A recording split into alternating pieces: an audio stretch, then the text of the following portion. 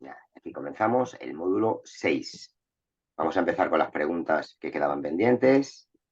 Muchas de ellas, ya digo, pues se van a contestar hoy, con lo cual de estas pasaré un poco por encima.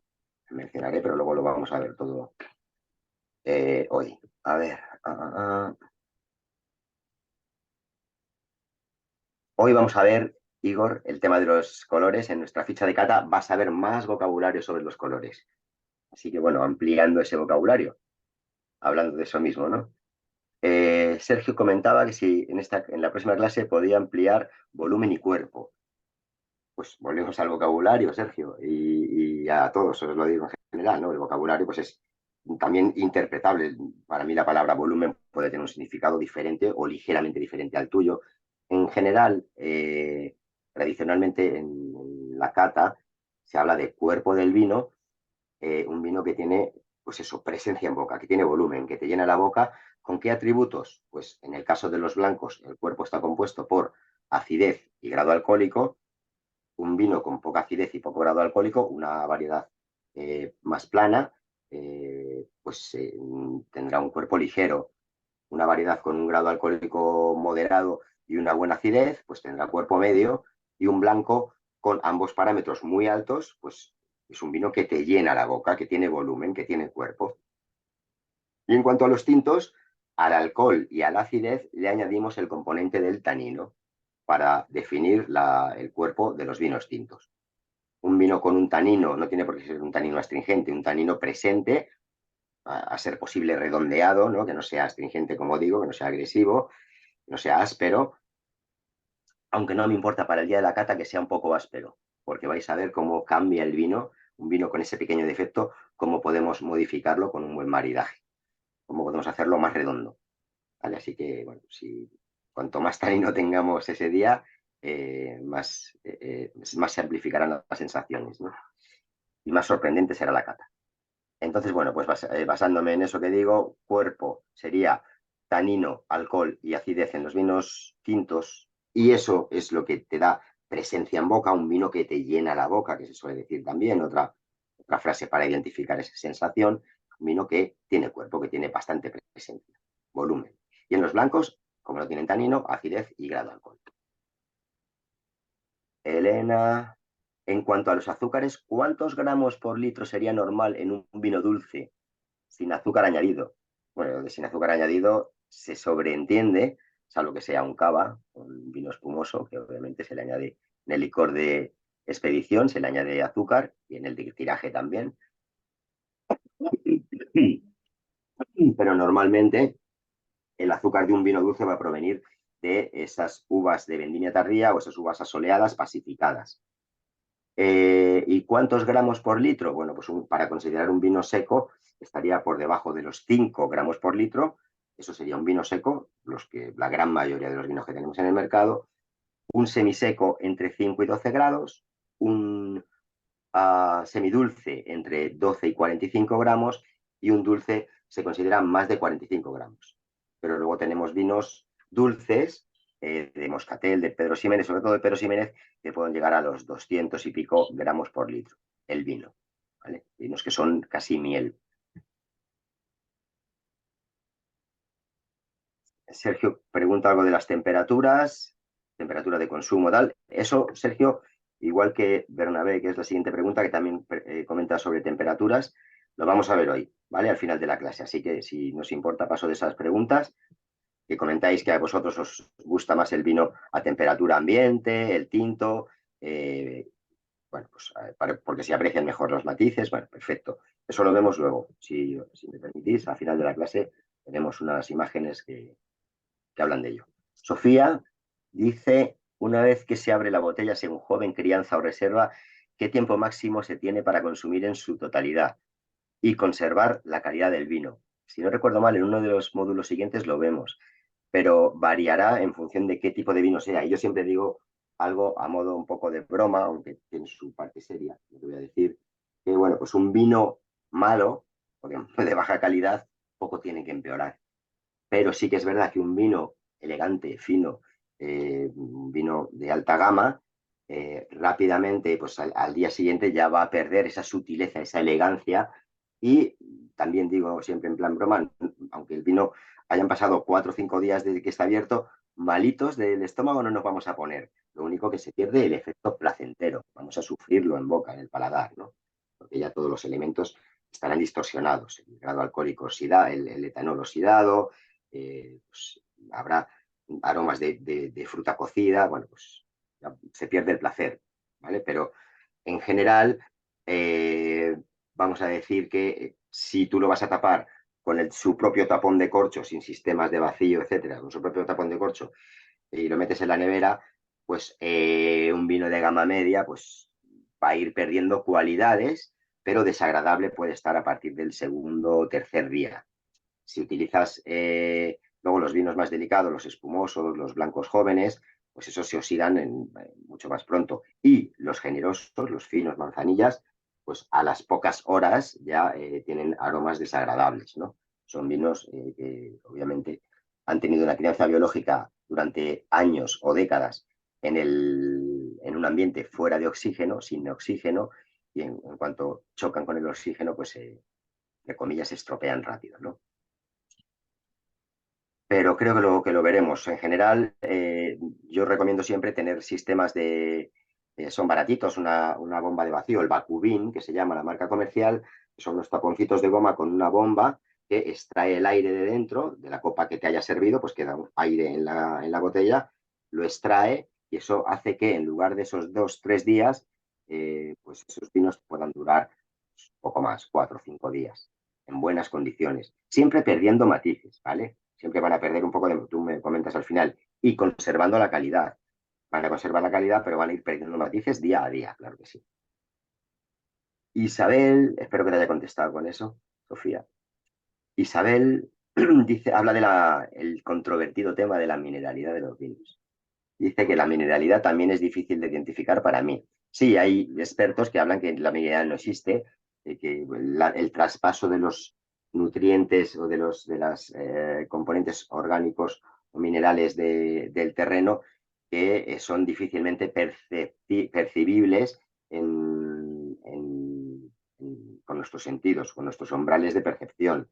Sin embargo, en algunos vinos es bastante evidente, sobre todo de viñas muy viejas, donde su raíz ha penetrado en la profundidad del suelo varios metros, hasta 4 y 5 metros, pues esas vides van a ser capaces de expresar mucho más el terroir, ¿vale? Entonces, hay casos en los que se puede intuir o se puede percibir cierto aroma pues mineral, terroso, terroso en el buen sentido, ¿no? Porque hay aromas terrosos de tierra húmeda que denotan pequeños defectos del vino, ¿vale? Pero cuando es un aroma de cantera, ¿no? De pedernal, o un poco aromas a tiza, ¿no? De terrenos calizos, pero es muy difícilmente perceptible. Solo en los grandes vinos de calidad, de viñas muy viejas, es un poquito más sencillo. Y eso eran las preguntas del jueves pasado. Ahora vamos ya a las de ayer. Sergio comenta, ¿y por qué la fruta tiene que predominar? ¿Es necesario?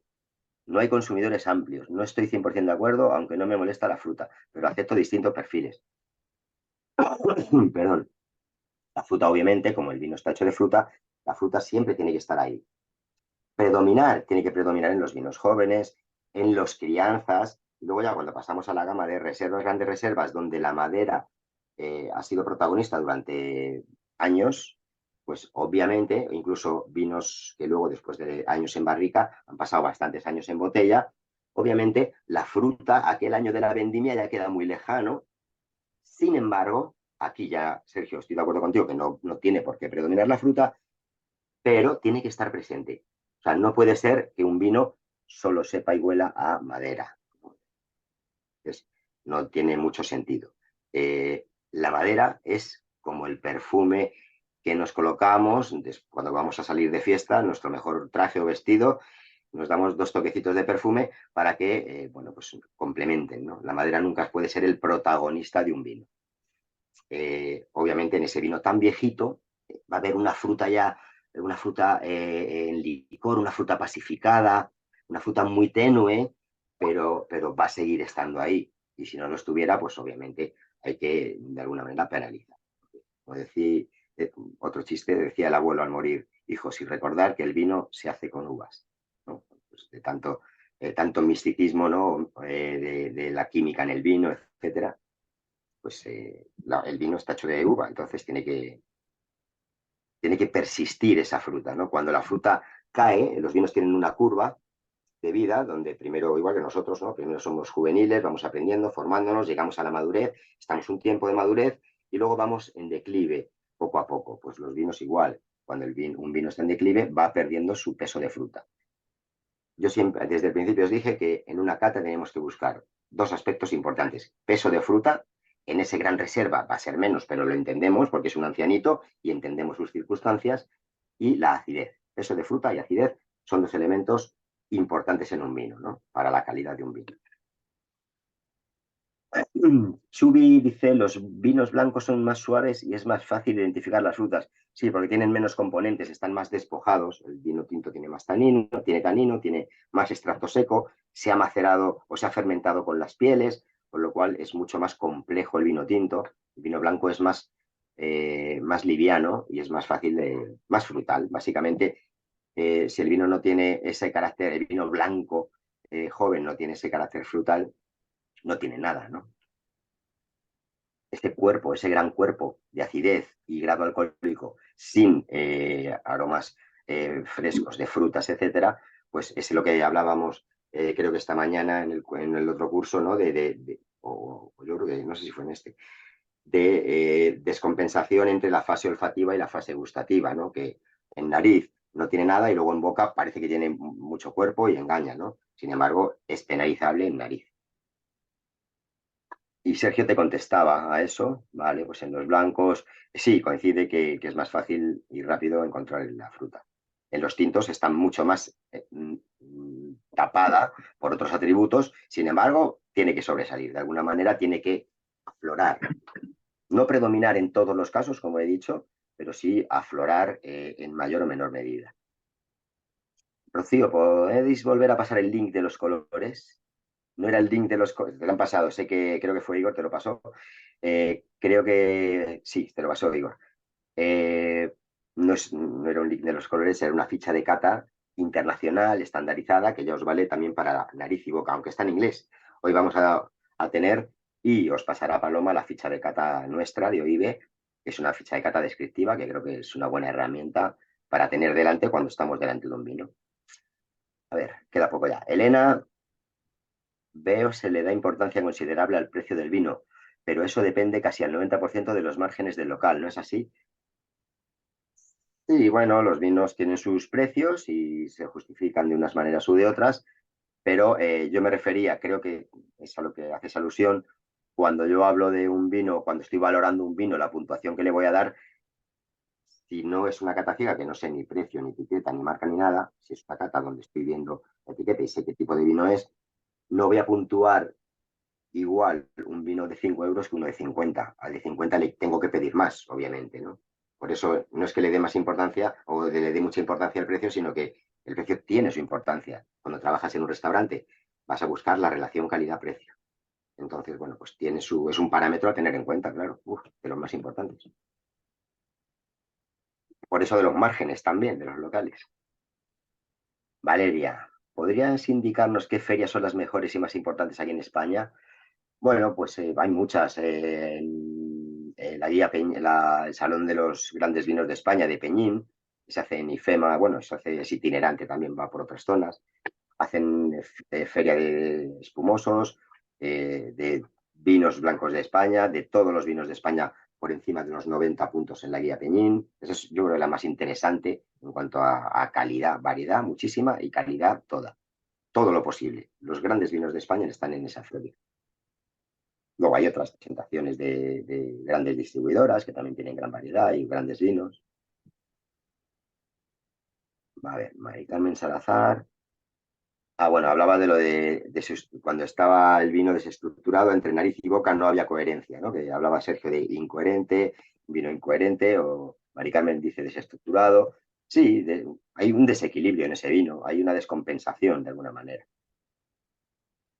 Isabel dice, definición de vino franco y Vivencio, mi mejor colaborador, la contesta que no se le aprecia ningún defecto, ni en olfato ni en boca. Sí, es un vino que no tiene, que tiene aromas limpios, aromas, puede ser sencillo, con mucha variedad de aromas, pero son aromas limpios y nítidos, ¿no? Como bien dice Vivencio, pues sin ningún defecto. Tampoco, cuando se habla de un vino honesto, no es un super, o sea, un vino franco no es un super vino, porque entonces se diría un vino expresivo, un vino muy aromático, un vino perfumado, se utilizarían otros adjetivos, otros atributos, ¿no? Cuando se habla de franco es porque es un vino ligeramente, o podríamos decir, con cierto toque austero, un vino austero, pero sin fallos, sin defectos, como dice Vivencio. Ese vino pues de 5 euros, de 10 euros, es un vino franco porque, bueno, pues pueda tener esos aromas limpios, poco variados, pero sin distorsiones, ¿no? Y también que haya franqueza entre las fases, ¿no? Entre la fase olfativa, gustativa y la visual, que sean, pues eso, que tengan... Hay otra palabra que aporta Juan Francisco, es asimétrico, cuando se diferencia o no tiene nariz y tiene mucha boca, o en nariz es muy perfumado y luego en boca te defrauda, ¿no? Asimétrico. Bueno, pues podría valer también. Me la anoto. Ah, mira, Sergio también se la nota. Sofía, me gustaría aprender la técnica para catar. Es lo que vamos a ver hoy. Las copas, el protocolo, cómo mover la copa. Vale. Que lo sabes y yo sé que lo sabes, pero bueno, quieres profundizar. Bueno, a ver si hoy salimos de dudas. Cualquier duda que tengas, ya sabes. Bueno, pues vamos a la presentación. Ya hemos terminado con todas las preguntas, creo. Si quedase alguna, me lo recordáis. Y vamos directamente a la presentación.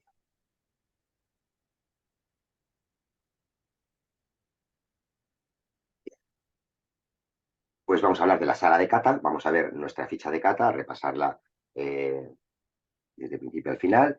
Hablaremos un poco de los estilos de copas, del porqué, de la forma de la copa, etcétera. Y al final, las temperaturas de servicio, como había comentado. Bueno, la sala de cata. Como bien nos dije el primer día, o los primeros días, la semana pasada, eh, el ambiente que tenemos o las condiciones que tenemos que reunir para sentarnos a catar, hacer un análisis sensorial del vino, son como las de un estudiante que se concentra en su habitación, en una habitación de la casa o de donde esté, para estudiar y sin que nada le altere esa concentración, ¿no? Entonces vamos a hablar de condiciones ideales, ¿no? De las condiciones ideales, pues se habla de que la luz, sobre todo la luz, sea una luz, si puede ser natural, directa hacia la copa, fenomenal, y si no, luz blanca, que no sea una luz cálida ni que tenga pues, tonalidades o ni mucho menos. Una luz blanca y directa a la copa sin que haya elementos que puedan hacer sombreado en la copa. Luego, como veis abajo, pues un lugar obviamente tranquilo para estudiar. Vamos a estudiar el vino con nuestros sentidos y con nuestra memoria olfativa. Entonces tenemos que generar para que esa conexión entre nuestros sentidos y el cerebro se produzca, nuestra memoria se produzca, tenemos que buscar ese ambiente totalmente relajado. Temperatura, por supuesto, es importante la temperatura de la sala. Si tenemos frío, estamos más preocupados del frío que de concentrarnos. O si tenemos calor y estamos sudando, pues igualmente. Así como pues nuestras papilas gustativas con el frío pues van a entumecer de alguna manera. Igual que si tomamos un vino muy, muy frío, el siguiente trago de otro vino pues va a estar un poco distorsionado. Pero en general la temperatura del ambiente debe estar en torno a los 20-22 grados y bueno, pues condiciones de humedad, pues las habituales de una sala, ¿no? Que no se nos reseque sobre todo el sumiller o el catador, eh, como decíamos también, al igual que los deportistas cuidan su musculatura, pues nosotros hemos de cuidar nuestros órganos sensoriales, ¿no? También hablaremos de las condiciones del catador, aparte de las condiciones de la sala, ¿no? Entonces, un ambiente con excesiva humedad o excesivamente seco o excesivamente cálido pues puede resecar las fosas nasales, entonces tendremos más dificultad para percibir los aromas. Ruidos, por supuesto, ¿no? Si tenemos elementos que nos están distorsionando, gente que está hablando a nuestro alrededor, nuestra concentración va a estar más limitada. Por supuesto, libre de olores, de distorsión aromática. Tiene que ser una sala, si puede ser ventilada, sobre todo si la cata va a durar varias horas. Si hay una buena ventilación y abriendo la ventana no hay ruidos y aromas o olores que penetren en la sala y nos molesten, pues debería tener cierta ventilación esa sala también. Luego ya yendo muy allá, pues para evitar esa desconexión del foco de la copa, del análisis sensorial, pues las paredes blancas, sin mobiliario estridente, sin póster, sin... Bueno, eso ya es ir demasiado lejos, pero bueno, es como un ambiente de laboratorio, básicamente, ¿no? Y luego sí que es importante tener una superficie blanca, ya sea un mantel blanco o una hoja de papel, una servilleta blanca, para poder evaluar el color del vino con esa luz blanca que va directa a nuestra copa, evaluar el color del vino sobre un fondo blanco. Tomar nota de eso para el martes que viene, para la cata, ¿vale? Si tenéis una hoja de papel y si es escrita no me importa. Por un lado en blanco y por otro escrita, porque también haremos una prueba para ver la intensidad de los vinos en función de si leemos las letras o no, ¿vale? Tener a mano. Nosotros os enviaremos la ficha de cata y la rueda de aromas, para que también la tengáis al ladito como herramienta para hacer la cata, con lo cual, bueno, pues es más fácil. Y luego, bueno, la iluminación que ya lo hemos contado. La ficha de cata. Bueno, pues tanto el sumiller en el restaurante como nosotros como wine lovers en casa, si tenemos nuestra pequeña colección de vinos, o bueno, pues aunque no tengamos colección de vinos, si habitualmente vamos comprando vinos para cotidianamente para comer, etcétera, bueno, pues si nos apetece en esa primer descorche hacer una evaluación del vino, obviamente será más fácil poder recurrir a esos datos, poder recordar esos datos de esta cata que hacemos hoy dentro de 4 meses, si lo tenemos implícito en una ficha de cata. No podemos confiarlo todo a nuestra memoria, ¿no? Entonces, sobre todo en el restaurante, el libro de bodega está compuesto por las fichas de cata de todas las referencias que tenemos. La ficha de cata es esa herramienta que nos va a ayudar un montón a decidir o a elegir o a comparar entre vinos y saber, bueno, pues en un momento dado, si tenemos que comprar, cuál nos gustó más en su momento, podemos recurrir a las fichas de cata y, bueno, pues siempre va a ser útil. Yo normalmente tengo un cuadernito pequeñito, una libretita que me llevo a las ferias o a las catas y voy tomando mis notas, aunque muchas ferias también te dan tu librito, tu cuadernito para tomar nota, ¿no? Con todos los nombres de los vinos, está muy bien. Entonces, cada catador va a rellenar ahí toda la información. Primero un encabezado, ahora lo vamos a ver a fondo porque ahí se ve un pequeñito. Lo voy a ampliar. Primero un encabezado de todos los datos del vino y luego ya fase visual, fase olfativa, fase gustativa. Esta ficha de cata que tenéis aquí es muy descriptiva porque ayuda bastante a qué vocabulario utilizar. Hay modelos de fichas de catas como esta, que es descriptiva, donde el sumiller escribe atributos, escribe adjetivos, ¿vale? Que ahí es un poco más complicado y más subjetiva, porque ya digo que el vocabulario a veces es lo que para ti es púrpura, para mí es más violeta o más malva.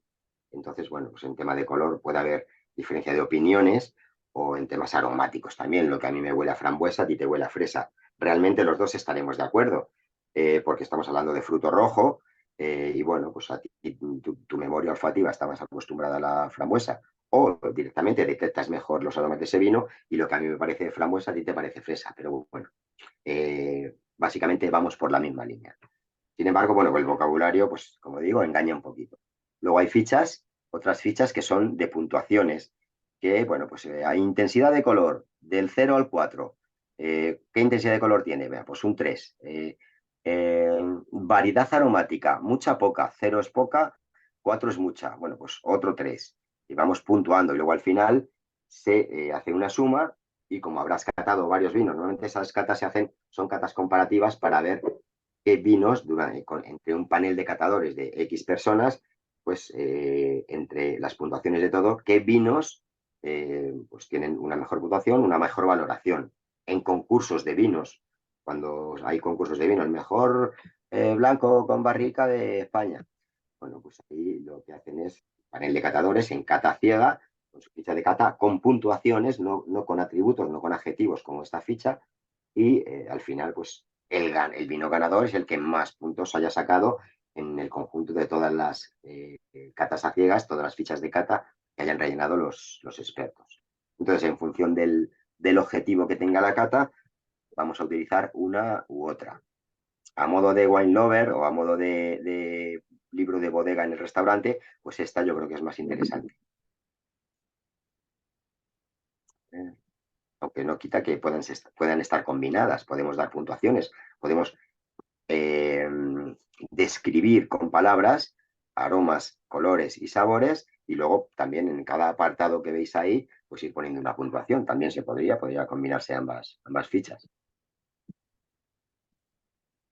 Bueno, de momento voy a dejar de compartir para poneros la ficha de cata y así la podemos ver todos mejor. Ya creo que la tengo por ahí, así.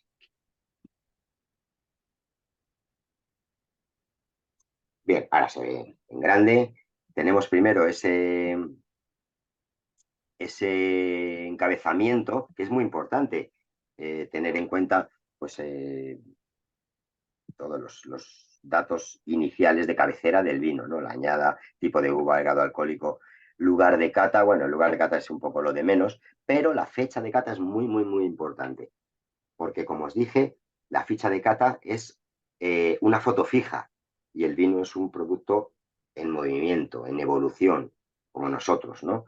Entonces, esa fecha es muy importante. Yo voy a catar hoy, como decía, un vino, pongo la fecha y dentro de 4 meses ese mismo vino, otra botella de ese mismo vino, obviamente, eh, la voy a probar y voy a hacer otra ficha de cata y compararé con la que hice 4 meses atrás, ¿no? Para ver cómo va ese vino en esa curva de vida que decíamos, que puede ser como una campana o como una meseta.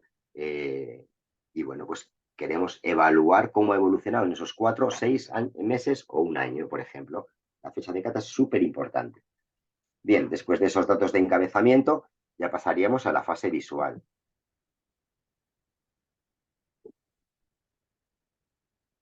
Pues tampoco es que tengamos demasiados atributos de color, ¿no? Eh, tenemos en blancos, tenemos el dorado, el pajizo, verdoso, y luego ya pasamos a tintos, violáceo, naranjado, ladrillo, teja, y evolución significa cómo ha evolucionado ese vino, porque sabemos que de jóvenes tienen más tonos violáceos, van pasando a rojo picota, rojo cereza, rubí, y ya los granates tirando a ladrillo y a teja. La evolución es esa, ¿no? Si nosotros, cuando miramos al centro de la copa, inclinamos la copa a 45 grados para ponerla sobre ese fondo blanco que decíamos y ver el color, miramos en el centro, tiene, por ejemplo, ese tinto una nota violácea, pero en los bordes, en el ribete, tiene un toque ya ladrillo teja, pues diremos que tiene bastante evolución. ¿Vale? El ribete es el que nos va a marcar esa evolución. Ya lo veremos más detenidamente en días siguientes y en la cata sobre todo. Luego, aparte del matiz de color, vamos a describir ese ribete, esa evolución, la intensidad, que es lo que llamamos la capa, y eso lo vamos a poder ver con esa hoja de papel que os pido que tengáis, con letras escritas. También se puede hacer pasando el dedo por debajo de la copa y mirando desde arriba, a ver si nos vemos el dedo, es que es una intensidad baja. Si vemos ahí la silueta del dedo, pero no vemos bien la carne, casi la huella dactilar, no la huella dactilar es demasiado, pero si no vemos el color carne y es solo la silueta, pues es una intensidad media, y si ni siquiera vemos el dedo por debajo de la copa, por debajo del vino, pues diremos que es una intensidad alta. Ese es un truco facilito, y el de las letritas pues lo veremos también el próximo día. Y lo primero de todo en la fase visual es el aspecto. Lo primero, cuando un vino es un desconocido, no lo hemos olido, no lo hemos probado, lo estamos solo viendo, ¿no? Pues esa primera impresión, ese aspecto, es importante, ¿no? Pues que sea sobre todo la frase que todo eh, enólogo, todo elaborador de vinos quiere escuchar de un experto, es que su vino es limpio y brillante, ¿no? Que su vino, salvo, bueno, pues luego hay excepciones como en todo, como por ejemplo los vinos naturales, que no están filtrados, que son vinos que no están tratados, no están clarificados, no están filtrados y entonces presentan de manera natural cierta turbidez que en un vino que no sea de ese estilo, un vino seco convencional, se consideraría un indicio de defecto, que hubiera turbidez, ¿no?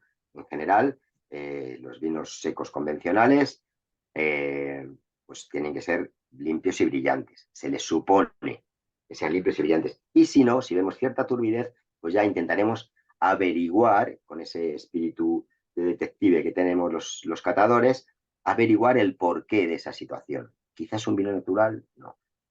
Quizás no lo han filtrado, posiblemente. Las siguientes fases de la cata nos van a aclarar el camino en esas dudas iniciales, en esos indicios que nos da la fase visual. Con lo cual, primero aspecto, que sea limpio, brillante, que no haya elementos, sustancias en suspensión y si las hay, evaluaremos el porqué. Y luego veremos el matiz de color, la evolución del color, es decir, ese ribete y la intensidad de ese color. Por último, si tenemos un vino espumoso, pues analizaremos las burbujas, aunque, si os soy sincero, yo soy más partidario de analizar la calidad de la burbuja de un vino espumoso en la boca. Porque en la copa hay muchos tipos de copa y según el diseño, el material, sea más grueso o más fino el cristal, la altura de la copa, la cantidad de líquido que pongas en la copa, la limpieza o mayor o menor limpieza de la copa. Si es muy vieja la copa y está rayada el cristal o es nueva. Todos esos elementos y la temperatura del espumoso también, van a influir en el aspecto visual de las burbujas. Con lo cual, como son aspectos que no podemos controlar, la manera más eficaz de conocer la calidad de una burbuja es en boca. Además, los grandísimos vinos elaborados por el método tradicional, vinos espumosos, vinos de larguísimas crianzas, son los más valorados y los más caros. Normalmente no presentan gran actividad de burbujas en la copa. ¿Por qué? Porque durante tantos años que ha estado ese gas carbónico ensamblándose en el líquido dentro de la botella, está totalmente solubilizado en el líquido y no se precipita con facilidad. Con lo cual nos puede parecer que ese vino espumoso, gran vino espumoso en el que nos hemos gastado 200 o 300 euros, a simple vista nos puede parecer que está muerto, que no tiene actividad de burbujas. Sin embargo, cuando te lo metes en la boca, empieza a crecer esa burbuja a modo de crema, de una textura cremosa, una burbuja finísima que acaricia el paladar y que expande los aromas, y ahí es donde estás valorando esa calidad. ¿Vale? Y luego la lágrima, la densidad, la textura del vino, el extracto seco que tenga, el grado alcohólico y el grado o la cantidad de azúcares residuales que haya. Esos van a determinar mayor o menor densidad en el vino.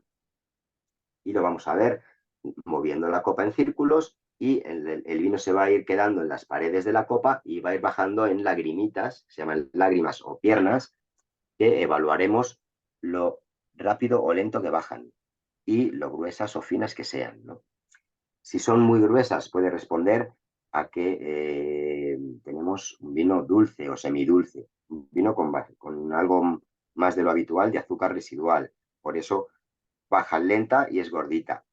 Y luego, si son muchas, aunque sean finitas, y bajan más rápido, no rápido como si fuera agua, pero bajan un poquito más rápido porque son más finitas, pero son muchas en paralelo, vamos a intuir que ese vino lo que tiene es un grado alcohólico potente. Fase visual. Israel, una pregunta. Porfa. Yo participo desde hace años en un grupo de cata, que somos amigos y nos juntamos a catar vinos una vez a la semana. Qué bueno. En nuestra ficha de cata, bueno, que la hemos diseñado un poco entre todos, pero no es Así obviamente tiene como que esta ser. tan buena, sí que valoramos, por ejemplo, la fluidez o la densidad del vino. O sea, tenemos metido ahí dentro de la fase visual si el vino es fluido o denso. ¿Tú consideras que eso es una cosa importante Sí, o... es lo que queremos decir aquí cuando hablamos de la lágrima, esa Sí, densidad. pero... Ah, vale. O sea, si es denso el vino, o sea, si la Ajá. lágrima es densa, daría daría la impresión de que el vino es denso, ¿no? Y si es fina, que es fluido. Eso es, Ah, eso vale, es. perfecto. Normalmente he hablado del alcohol como uno de los responsables de la densidad y principalmente el glicerol, aparte del etanol, el glicerol, la glicerina. Hay variedades de uva que son más ricas en glicerina, como la Godello, el Albillo Real, el Viognier. Son variedades que por naturaleza tienen mayor cantidad o producen mayor cantidad de glicerol y en boca van a ser más untuosos, densos. Esos son los adjetivos que se suelen utilizar. Cremosos, ¿vale? Cuando es demasiado denso se habla de vino cremoso. Untuoso sería un grado medio y sedoso sería una densidad presente, pero menor, digamos. Y luego a partir de ahí para atrás ya sería un vino, como tú bien has dicho, un vino fluido, un vino acuoso, que puede ser también, ¿vale? Vinos que ya intuyes que van a tener poco cuerpo y un vino denso intuyes que va a tener Una, más cuerpo, más grado alcohólico. perdona que te interrumpa aquí, Israel, porque mi Dime. pregunta viene al caso. ¿Puede ser que el glicerol lo confundamos con dulzor? Sí, es que tiene un punto, un sabor dulce también. Ahora, cuando hablamos de las sustancias de sabor dulce, en la clase que dimos de la fase gustativa, del gusto, hablamos de eso. Hablamos de que los responsables del sabor dulce, que un vino seco, que ya hemos dicho hoy que tiene que tener menos de 5 gramos por litro de azúcar, pues no va a resultar dulce en boca, pero pues hay vinos que se acercan a esos 5 gramos, que tienen 4 gramos y se puede notar, ¿no? Ese dulzor en boca que proviene del azúcar. Pero normalmente un vino seco de 2-3 gramos por litro residual no lo vas a notar. El dulzor que puedas notar va a provenir del alcohol. Que al fin y al cabo, el alcohol proviene de los azúcares que las levaduras convierten en alcohol.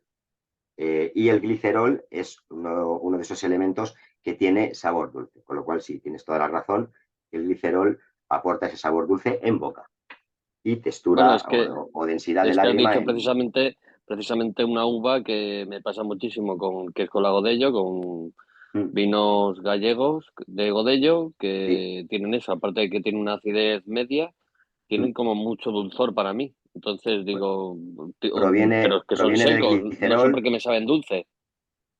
Sí, bueno, pues quizá por el poquito azúcar residual que tenga, pero he comentado que Godello es una de esas variedades que tiene altos contenidos de glicerol, con lo cual vas a notar más untuosidad y un puntito dulce en la entrada en boca del vino. Bien, proviene de ahí. No quita que, bueno, que a lo mejor esos vinos pues tienen 3 gramos y medio, 4 gramos de azúcar por litro. Bueno, pues algo de dulzor también será responsable de ese azúcar, ¿no? Pero de seguro el glicerol también lo será.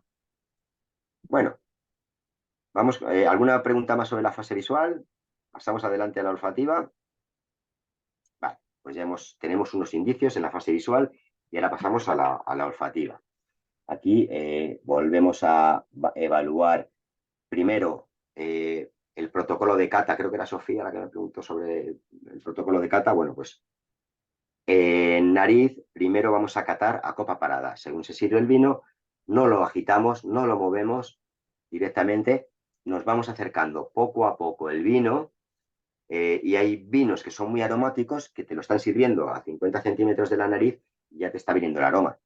Con lo cual ya, sin ni siquiera haber cogido la copa, ya puedes poner que es una intensidad alta aromática, ¿no? Porque te lo están sirviendo y ya te viene el aroma. Hay otros que necesitas acercar la nariz al borde de la copa para poder percibir algo.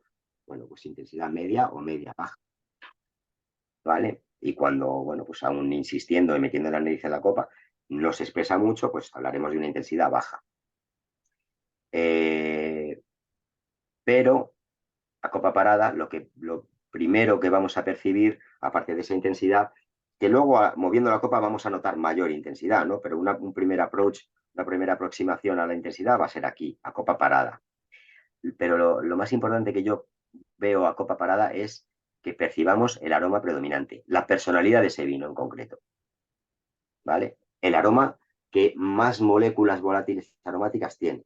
Tenéis que tener en cuenta que en función de la temperatura, que vamos a hablar después, el vino más caliente o más templado, más moléculas aromáticas se evaporan. Si está muy frío, los aromas se quedan como encerrados en el vino. Y es más, las moléculas no fluyen, no se escapan hacia nuestra nariz. Entonces, la temperatura influye mucho también, tanto en intensidad como en la percepción de los aromas. Entonces, al principio el vino va a estar más fresquito, entre comillas, si lo sacamos de la cava a 16, 18 grados, pues va a estar más fresquito y solo se van a precipitar las moléculas más abundantes, es decir, ese aroma predominante, y también y a continuación vamos moviendo, vamos calentando el vino, oxidándolo de alguna manera con el aire al moverlo, y moléculas más pesadas empezarán a fluir, ¿vale? Que no fueron las anteriores, con lo cual a copa parada vamos a percibir el aroma predominante, ya sea de personalidad, como veis ahí, una personalidad frutal, una personalidad floral, vegetal, mineral. Ya hemos dicho que la mineralidad no va a predominar normalmente sobre un vino porque los umbrales de percepción están ahí mucho más altos, ¿no? Entonces, podemos concluir a copa parada si tiene personalidad frutal. Si queremos ir más a fondo y hablar de familias de frutas, pues mira, son frutas blancas, o son cítricos, o son frutos del bosque, o son frutos secos, o fruta pasa. ¿Vale? Puede ser fruto seco o fruta seca también, ¿no? El higo deshidratado, el higo seco, quiero decir, los orejones. Hay vinos que tienen esos aromas, ¿no? También vamos a ver el perfil de la fruta. Aparte de la familia frutal, la fruta blanca, pues manzana. Y dentro de la manzana, pues tenemos también su familia, la Granny Smith, la Golden, la manzana de Blancanieves. Bueno, pues cada una tiene su perfil aromático o sus ligeras diferencias con las otras de su familia, ¿no? Si somos capaces de afinar hasta la manzana, pues es manzana Granny Smith y muy ácida, muy inmadura. Bueno, pues estamos afinando mucho, tenemos el olfato muy afilado, pero si nos quedamos en serie frutal, fruta blanca, estamos también cumpliendo la misión porque estamos transmitiendo la información fiel a nuestro interlocutor, ¿vale? Y en cítricos pasa lo mismo. Cítricos, bueno, pues un perfil cítrico, una personalidad cítrica, copa parada. Y luego ya puedes ir más al fondo de todo ello, ¿no? Ahí tenéis un montón de descripciones de los aromas. En la rueda de aromas que os vamos a pasar también la vais a tener. Y luego, bueno, pues esos son los aromas primarios que se llaman aromas de la fruta, que serían la serie floral, frutal y vegetal principalmente. Vegetal, herbácea. Luego los aromas secundarios, que suelen ser más tenues y en vinos de crianzas pues empiezan a desaparecer rápidamente en favor de los aromas de crianza. Y bueno, pues ahí la serie especiada yo casi la ubicaría más, bueno, sí, en la madera aporta, en la gama de terciarios la madera aporta especias, pero hay variedades de uva que también entre sus aromas característicos tienen notas especiadas. Ejemplo, la variedad Syrah, por ejemplo, tiene notas así de pimienta en muchos casos, en muchos terroirs, apunta esas notas de pimienta sin haber pasado por barrica, ¿vale? Pero no es lo habitual. Entonces, esos aromas secundarios de la fermentación que nos van a recordar a lácteos, miga de pan, bollería, todo ese espectro aromático, galletas, y esos aromas van a notarse en vinos jóvenes, en vinos recién embotellados. En vinos recién embotellados vamos a tener los que hemos visto al principio, aromas de la fruta, primarios, y los aromas de fermentación, secundarios. Y si luego ya otro vino, lo que vamos a hacer es hacerlo en barrica o en cualquier otro recipiente de terracota, de barro, etcétera, pues después de ese tiempo en barrica y del posterior tiempo en botella, va a desarrollar lo que se llaman los aromas terciarios, que son pues estas familias, la especiada, aromas de madera, aromas balsámicos, notas de bayas de enebro, de mentol, de pino, todas esas notas, o de la planta de la jara, la flor de la jara, ¿vale? Luego la serie animal son aromas terciarios que se generan en botella.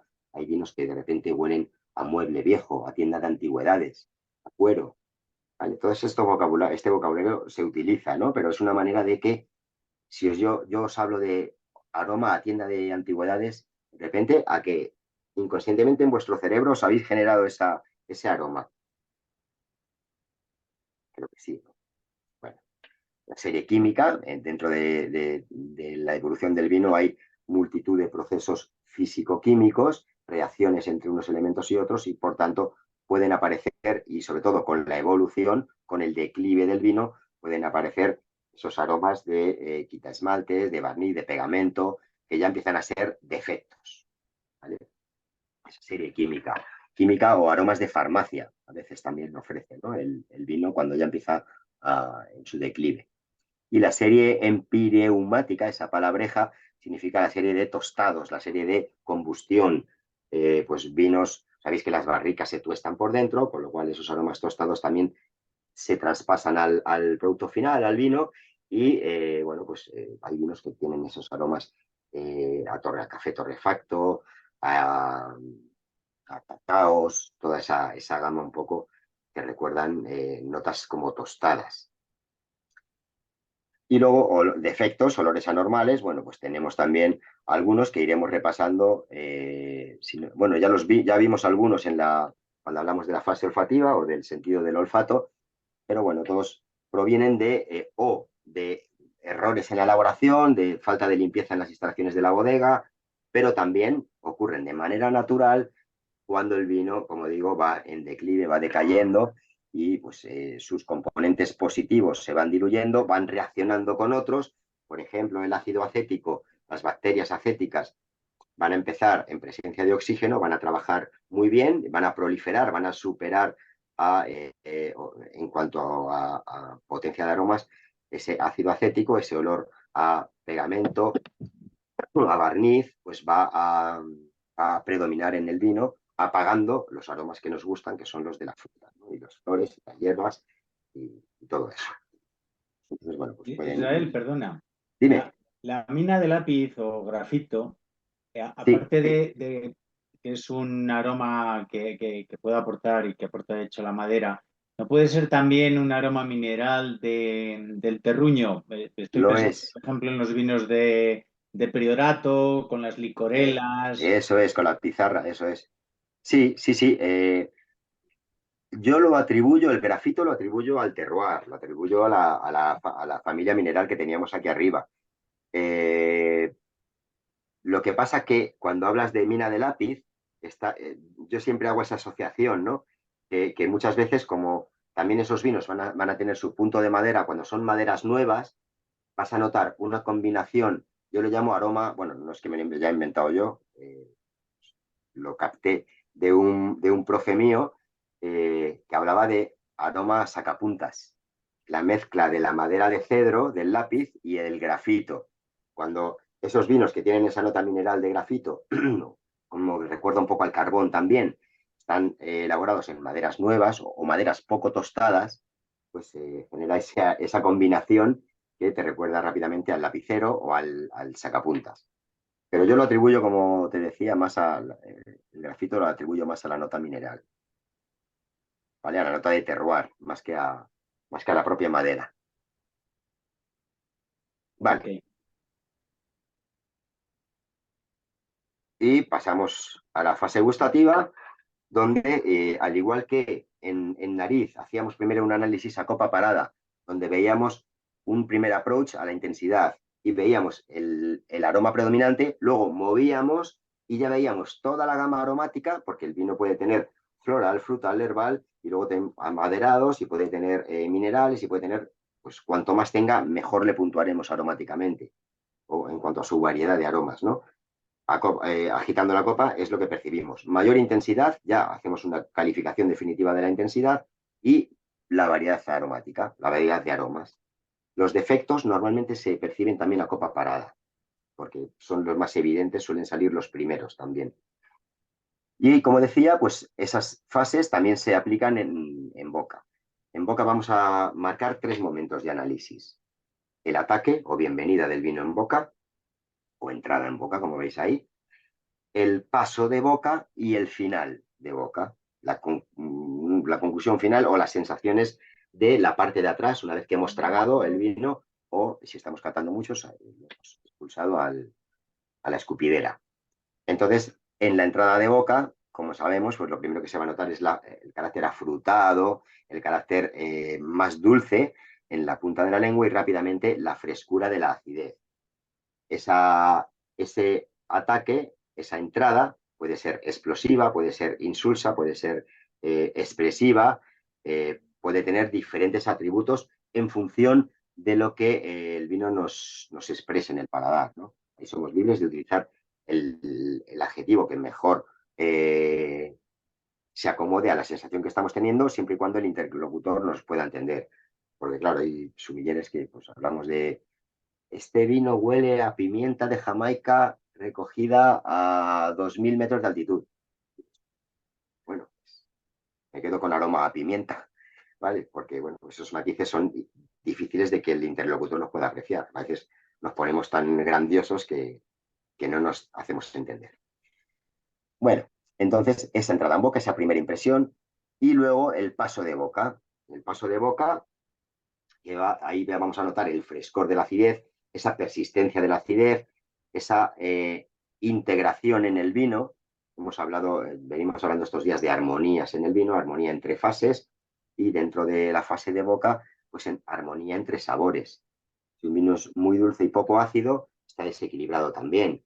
Si un vino es poco dulce o con poco alcohol y muy ácido, va a tener poco cuerpo, va a ser muy ligero, pero va a tener una chispa muy grande de acidez, y va a parecer un zumo de limón, ¿no? Entonces, tiene que haber un poquito de balance entre las diferentes sensaciones en boca.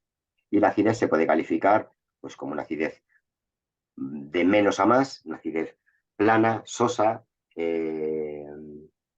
ligera, acidez media, se puede hablar también claramente en media, alta o baja, y nos quedamos tranquilos. Pero si queremos buscar atributos, bueno, pues una acidez fresca, luego después de fresca, viva o vivaz, una acidez que también puede provenir del ácido málico, que es un ácido astringente, una acidez verde, como veis ahí, una acidez afilada. A veces se habla del cuchillo que entra cuando un vino es excesivamente ácido, ¿no? Que corta ahí las sensaciones gustativas. Y luego ya, pues, acideces desmesuradas o acideces descompensadas con el resto de componentes del vino. El tanino, que es el responsable del sabor amargo principalmente, en vinos tintos, esto aplica solo para vinos tintos, pueden ser cuando ese vino es joven, está creciendo en la curva de vida, ese adolescente que todavía no ha llegado a su mejor momento, va a tener unos taninos amargos, astringentes, secantes, nos va a dejar la boca seca, nos va a coagular la saliva, ¿vale? Es un tanino desagradable. Y luego, bueno, pues el cuerpo, hemos hablado hoy de él a primera hora, podemos hablar en función de el volumen, la sensación de que nos llene la boca más o menos, o que sea un vino ligero que pasa rápido, en ese paso de boca es como un vaso de agua que no nos ha dicho nada por el camino, podemos hablar que es un vino de cuerpo ligero. Y hay cuerpos también rugosos o que se agarran al paladar, se habla de vinos que se mastican a veces, ¿no? Un vino con mucho extracto seco, que no tiene que ver tanto con el alcohol y la acidez, sino con las sustancias disueltas en el vino, vinos no filtrados, etcétera, tienen más agarre en el paladar, les cuesta más pasar para atrás. No son como un vaso de agua. Y luego, una vez tragado el vino, tenemos esa vía retronasal que conocimos el otro día, donde los aromas van a subir por vía interna los aromas más pesados, aromas que no habíamos percibido ni en nariz, ni a copa parada, ni moviendo la copa. ¿Vale? Entonces vamos a tener nuevas sensaciones que nos pueden recordar a esos aromas iniciales que percibimos en nariz, o pueden ser diferentes, o pueden ser los mismos amplificados o modificados de alguna manera. Entonces también vamos a evaluar ese final de boca con esos aromas retronasales y esa persistencia del vino. Una vez tragado, vamos a evaluar si el recuerdo, ya no tenemos vino en la boca, pero sigue el recuerdo, esos aromas siguen fluyendo durante varios segundos, ¿no? Entonces, podemos hablar de vinos cortos, es decir, que según te lo tragas ya desapareció, vinos de persistencia media, larga, o vinos que pasan minutos y sigues con el paladar, con ese recuerdo de ese vino tan intenso que ha dejado tan bonito recuerdo, o tan intenso recuerdo. Luego escribiremos en esta cata descriptiva, escribiremos nuestras conclusiones, recomendaciones de gastronomía con ese vino, temperatura recomendada de servicio, momento óptimo de consumo. Si hemos visto que es un tanino muy verde, un tanino que todavía está por redondear en la botella, por hacerse, por fundirse, pues haremos una previsión de tiempo donde estará en su cúspide de la curva de vida, donde estará en su mejor momento. Haremos una previsión como profesionales y nos emplazaremos dentro de 6 meses, un año, a volver a probarlo, a ver si ese tanino ya se ha redondeado y el vino ha llegado a su momento óptimo, que será el momento de descorchar. ¿Vale? Aquí podemos poner, pues eso, recomendaciones gastronómicas, etc. Bueno, me he querido entretener mucho con la ficha de cata porque lo veo que para vosotros os interesa un montón y ya me he comido todo el tiempo. Pero sabemos un poco, lo que viene ahora es como más sencillo, ¿no? Me voy a entretener más en lo que es la temperatura. La copa de vino, tenemos diferentes estilos y hay marcas que, pues, también explotando el mundo del marketing, pues han creado modelos, formas de copas, estilos de copas, pues que las llaman como el nombre de X variedad, atendiendo a las características de esa variedad, con la intención de amplificar esas características en función de la forma de nuestra copa, ¿no? Vamos a diferenciar en la copa varias partes: el borde o la boca, el cáliz o cuerpo, el tallo y la base. Todos tienen su importancia. La boca puede ser más ancha o más estrechita. Cuando es más ancha, el vino se va a expandir desde el centro de la lengua por todas las partes, con lo cual pues es una manera de percibir el vino, porque la otra sería con la boquita más estrecha, el vino va a pasar más hacia atrás, con lo cual vamos a percibir más el tanino. Si tenemos un vino muy tánico, vamos a utilizar una copa con una boca más ancha, porque el vino va a ir al centro de la lengua y no va a ser el primer impacto amargo y astringente del tanino, cosa que ocurriría en una copa con la boca estrechita. Y luego también vamos a valorar el cuerpo. Aquí estamos hablando únicamente de la boca, pero tiene su importancia, porque va a alojar el vino de una manera u otra, aunque luego nosotros vamos a mover el vino por todo el paladar. Sin embargo, ese primer impacto en una copa de boca ancha o de boca estrecha van a tener diferente efecto. El cuerpo cáliz, como decía, pues si es un cuerpo ancho, este va a permitir mayor cantidad de vino en contacto con el oxígeno, con lo cual serán vinos que necesitan abrirse, que necesitan oxigenarse para expresarse bien, ¿vale? Vinos que les sobra el aroma de alguna manera, pero está encerrado en el vino, o vinos que son tímidos, vinos que a lo mejor tendríamos que decantar, pero con una copa de cuerpo ancho, que es un mini decantador, podemos hacer el mismo efecto de expresar los aromas mediante la oxigenación, porque al final es un cáliz ancho y hay mucha superficie de vino en contacto con oxígeno. Una copa de cuerpo estrecho, todo lo contrario. Vinos que son poco expresivos aromáticamente o que solo tienen aromas primarios, que son los aromas primarios de la fruta, son muy explosivos. Como veis, os he comentado, son los primeros que afloran y también, bueno, pues desaparecen. Entonces, queremos retenerlos con una copa de cuerpo estrecho y de boca estrecha también, como un catavino, por ejemplo. Y luego, bueno, pues también las copas de menor tamaño y de cuerpo estrechito conservan mejor el frío de los vinos para los vinos blancos, por ejemplo.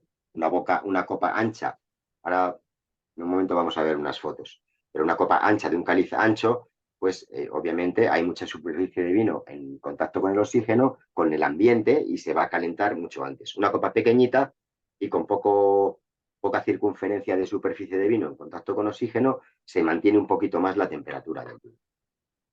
El tallo también es importante y se diseñó precisamente para coger la copa por esa parte, con la intención de no poner toda nuestra palma de la mano en el cáliz, con lo cual calentaríamos el vino, o incluso si estamos comiendo, pues claro, cosas con salsa o finger food, tenemos la mano, o propiamente la mano tiene siempre, o la piel tiene su grasa, ¿no? Entonces, si queremos hacer una evaluación, un análisis sensorial de la fase visual, si manchamos la copa, pues vamos a distorsionar también un poco la experiencia. Pero sobre todo, el tallo se coge para los vinos blancos, vinos que se toman fríos, es ideal una copa con tallo para no tocar con el calor de nuestra mano tocar la parte del cristal donde está el vino y calentándolo en consecuencia. También se puede tomar por la base. Hay quien toma el vino por la base, perdón, coge o toma la botella, la copa por la base, también con esa intención. La base es muy importante porque le da estabilidad al vino, a la copa, mejor dicho. Quienes manejáis bandeja o habéis manejado en alguna ocasión bandeja, sabéis de lo que hablo, ¿no? Copas muy altas con la base muy pequeñita, pues rápidamente se voltean en la bandeja, no tienen equilibrio. Tiene que haber esa proporcionalidad. Y aquí tenemos los dos tipos de copas, copa de Burdeos y copa de Borgoña. La copa de Burdeos es la de arriba, más estrechita, con el cuerpo más estrechito, y la de Borgoña con el cuerpo, o sea, una copa un poco más de estilo balón, como veis, pero también con la boca más cerradita. Tiene mucha amplitud de cáliz, pero luego tiene la boca más cerradita para retener esos aromas bien. Se llaman así porque la de Borgoña es tradicional para los vinos de Pinot Noir y de Chardonnay fermentado en barrica o criado en barrica tradicionales de esta región, y la de Burdeos pues para los Cabernets y Merlots que se elaboran en esta denominación de origen y tomaron ese nombre, ¿no? Las características son diferentes. Por ejemplo, Burdeos tiene la boca más ancha, con lo cual ya sabemos que el vino en boca más ancha irá al centro de la lengua. Evitaremos, por tanto, el tanino excesivo de un vino, esa primera impresión que sea tánica, y se atenuará, ya que el vino desde el centro se reparte a todas partes y la primera impresión no va a ser astringente ni amarga, tampoco dulce. Y la de Borgoña, pues todo lo contrario, tiene la boca más estrechita, con lo cual los Pinot Noir son vinos que tienen menos tanino, un Cabernet Sauvignon, un Merlot o un Tempranillo, y entonces se traslada ese vino un poquito más hacia la parte de atrás del paladar y luego ya va impregnando, vamos a encontrar ahí más cuerpo en el vino. Normalmente las Pinot Noir suelen tener poco cuerpo, pues ahí estamos amplificando la sensación de volumen en boca y luego ya pues moviéndolo por toda la lengua percibiremos el resto de sabores. Bueno, luego ya aquí tenemos otros dos ejemplos. La copa Chardonnay, de Chardonnay fermentado en barrica, por supuesto, o con crianza en barrica. Veis que es como la anterior de Borgoña, pero con la boca más ancha. La anterior de Borgoña era la boca estrechita, cerrada, como veis, y aquí es más amplia. ¿Vale? Esos chardonnays fermentados en barrica tienen gran amplitud de aromas, gran variedad de aromas, entonces no hay que sujetarlos tanto, ¿no? Pueden, va a ser el vino muy expresivo de principio a fin por esa complejidad aromática de este tipo de vinos. Quien habla de chardonnay habla de viura fermentado en barrica, macabeo o garnacha blanca o cualquier otra variedad. Y la copa de vino blanco es como la de Burdeos, pero más pequeñita, por lo que decía, para mantener mejor la temperatura. Una copa más pequeña, más cerradita, de menor tamaño, mantiene un poquito mejor las temperaturas frescas de los vinos blancos.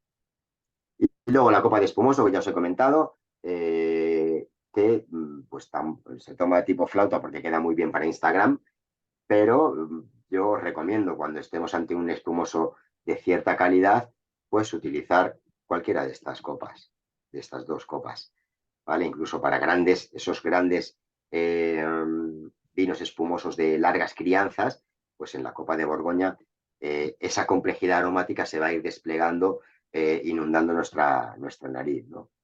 Yo recomiendo los vinos espumosos de cierta calidad que los disfrutéis en copa, porque al final, en copa de vino, porque al fin y al cabo que son vinos, ¿no?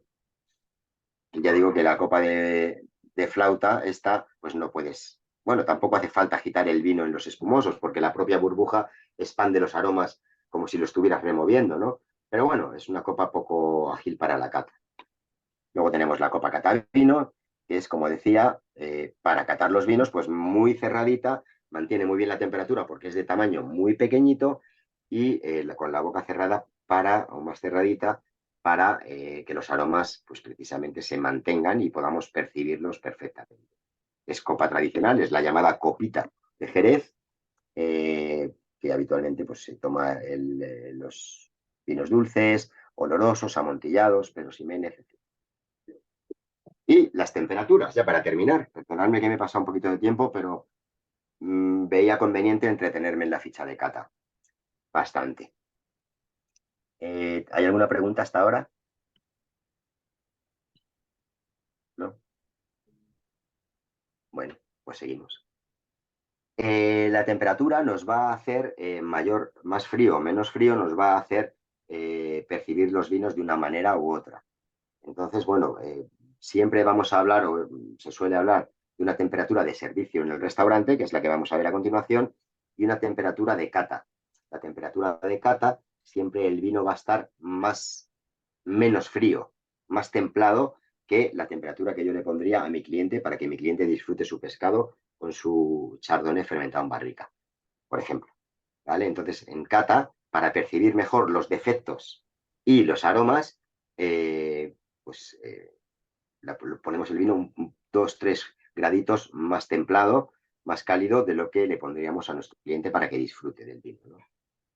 Entonces, bueno, pues esta regla del frío-calor, el calor lo que hace es acentuar los aromas, como acabo de decir, también los defectos, y la percepción de volumen, de alcohol, de calidez en la garganta del alcohol, va a ser más amplificada. Un vino que sea muy alcohólico, pues vamos a intentar ponerlo fresquito para que nuestro cliente no note tanto esa calidez del alcohol, porque sabemos que el vino, en ese vino, pues destaca el alcohol. Pues vamos a ponerlo más fresquito para que no lo noten, para que disfruten, no para engañarle, para que disfruten.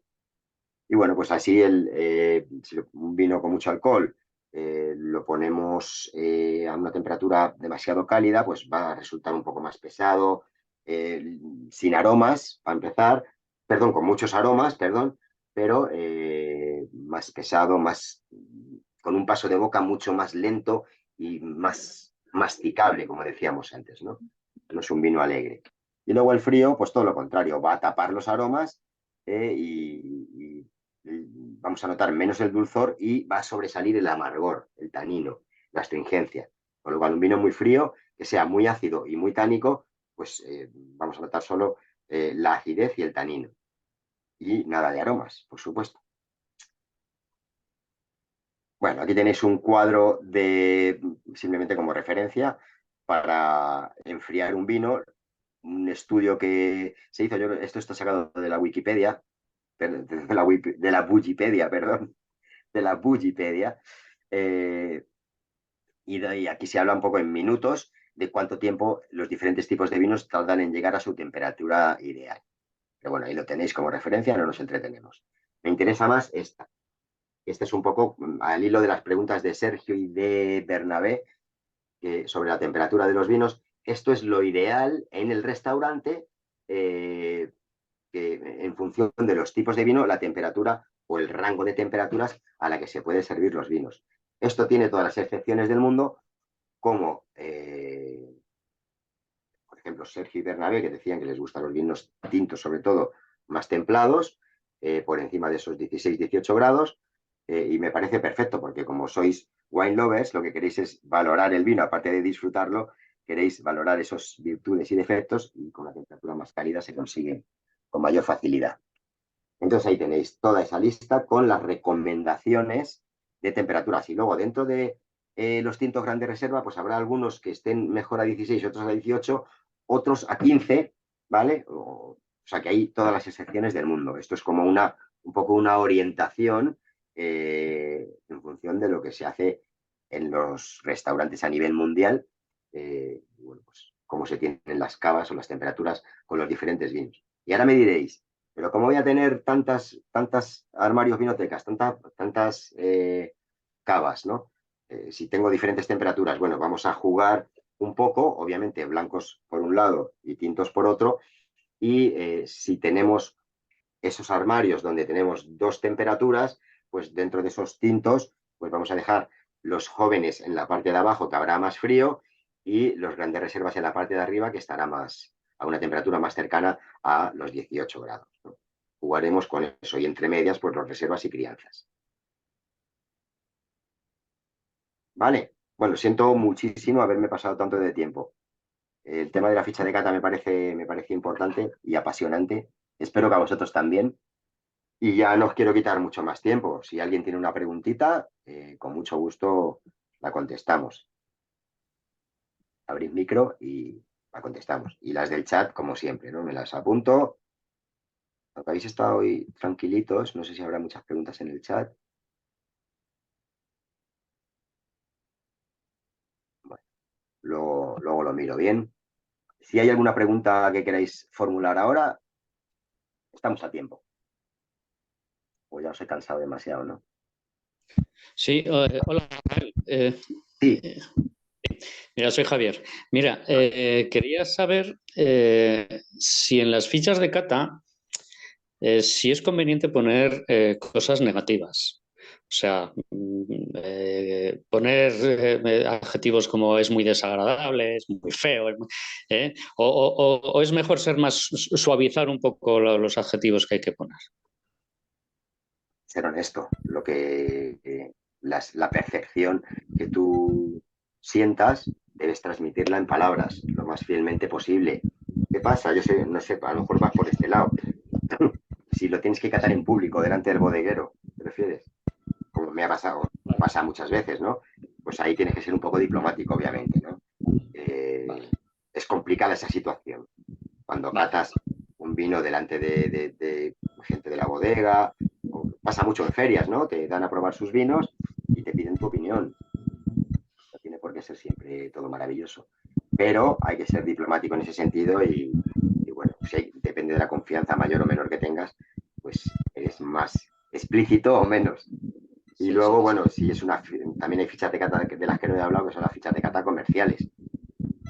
A mí bodegas me encargan que les haga cate sus vinos, les haga una ficha de cata que luego lo van a utilizar como el equipo comercial, como herramienta para vender, como argumentario. Entonces, bueno, pues yo cuando hago esas fichas de cata, hago una nota de cata, entre comillas, comercial, siendo lo más sincero posible, y si percibo algún defecto, se lo pongo en un documento aparte, para que lo sepan. Pero la cata que va a ir al público, obviamente, pues no voy a decir, mira, pues este año me salió fatal el vino y nos atacó la botritis y tengo hongos y huele a moho y obviamente pues tienes que intentar en una ficha cata comercial, pues entre comillas, no mentir, pero no decir todo, no contar todo y contárselo luego petit comité al bodeguero o a la persona que te lo ha encargado para que sepan tu opinión real, porque seguramente ellos sepan que ese defecto existe, ¿no? Muchas gracias. Nada. Israel, una pregunta. Sí, Mira, ¿es recomendable colocar un aireador en el cuello de la botella para servirlo en la copa o lo ves inútil? no en todos los vinos. Hay vinos, esos vinos francos que decíamos antes, ¿no? Esos vinos honestos que expresan sus aromas directamente, sin problemas, sin necesidad de aireación, pues no es necesario. Pero está bien, sobre todo a veces vinos jóvenes que los aromas están muy encerrados, están, como suelo decir, tímidos. Pues esa aireación le viene muy bien. O donde no la recomendaría es en vinos muy viejitos, eso, a veces grandes reservas que llevan mucho tiempo en botella, llevan décadas desde que se pasó la vendimia, digamos, pues esos vinos son ancianitos y a un ancianito no le puedes dar palizas, no le puedes sacar a correr al campo. Entonces, a veces esos vinos tan delicados pueden acabar de estropearse o sus aromas difuminarse si tú le haces un aireado más o menos intenso o violento. Muy bien, ¿Vale? gracias. Depende qué vinos, ¿no? Vinos que tú sepas que necesitan decantación, pues en vez de decantarlo, le metes el aireador y fenomenal. Hay una moda en Estados Unidos ahora de airear todo lo que se mueve, todo lo que es líquido y rojo o amarillo, se airea, pero no es tan necesario. Hay vinos que al final en la copa has perdido los aromas, se han quedado por el camino. Muy bien. ¿Alguna preguntilla más? Israel, en mi grupo de cata, por tener una puntuación final de los vinos, valoramos las distintas fases, por ejemplo, la fase visual de 0 a 1, la fase olfativa de 0 a 3 y la gustativa de 0 a 6. Sí, hay fichas que también hacen ese global, sí. Está bien. Pero también las partes de cada fase, es decir, en la visual, el aspecto, el brillo, la intensidad de color, ¿eso también lo puntuáis o solo en global, visual, olfativa y gustativa? Me ha oído. Me ha oído. Se ha ido. Ay, perdón, Vivencia. que se me ha ido internet. No, te decía que en mi grupo ¿Te he entendido? tenemos... Ah, ¿lo has oído? Sí, sí, te he escuchado todo. Te Vale, preguntaba que si valoráis solo el bloque visual, olfativo y gustativo o dentro de la visual también valoras o puntúas brillo, aspecto, limpieza, intensidad de color. ¿Eso también lo valoras en puntuaciones o solo el bloque visual? Solo el conjunto de la fase visual. O sea, lo normal Vale. es que los vinos saquen 1, salvo que sean, pues que tengan poco color y entonces sacan 0. Y lo normal en una fase, bueno, de los vinos que tomamos, obviamente, que intentamos que sean buenos, pues saquen 2 y 3 en la fase olfativa y entre 4 y 6 en la gustativa. Ajá. Pero te quería preguntar por el ese 6-3-1. ¿Cómo lo ves tú? Para nosotros es importante la gustativa. Sí. Y le das 1 a la visual, 3 a la olfativa Y 6 a 6 la gustativa. la gustativa, sí. Bueno, es un baremo que yo creo que es bastante válido. Yo creo que es bastante común. Yo le daría personalmente un poco más de puntuación a la olfativa, pero al final la gustativa es definitiva, ¿no? Es una fase que marca un poco la conclusión final de ese vino. Tú le darías 5 y 4, por ejemplo. Sí, sí, acercando más la puntuación de la olfativa a la gustativa, seguramente. Ok, gracias. Gracias a ti. Muy bien, pues son y 20. Yo encantado, pero ahora en un rato tengo otra clase y vosotros tendréis cosas que hacer seguramente, ¿no? Sí. Así que nada, pues que os quedéis hasta el final, os lo agradezco un montón. Y aparte de eso, pues entiendo que pues, al haber aguantado hasta ahora, pues que os ha parecido interesante la clase. Y eso pues, me alegra. Así que nada, muchas gracias. Mañana nos vemos en el mismo horario y nada, pues a continuar. En adelante, a ver si os digo ya, os anticipo lo que vemos mañana. Un momentito, que se me ha ido de pantalla. Ya nos quito más tiempo, os lo prometo. A ver, aquí estamos en cata y maridaje. Módulo 7 sería mañana. Módulo 7. Mira, pues lo que habíamos comentado hoy, los defectos de los vinos, curiosidades y tendencias. Vamos a profundizar en los aromas de defecto. Muy bien, pues lo dicho, muchísimas gracias y hasta mañana. Si no habéis puesto nombre, os dejo 30 segundos para ponerlo. Gracias, Israel. Hasta mañana. A vosotros siempre, gracias a vosotros.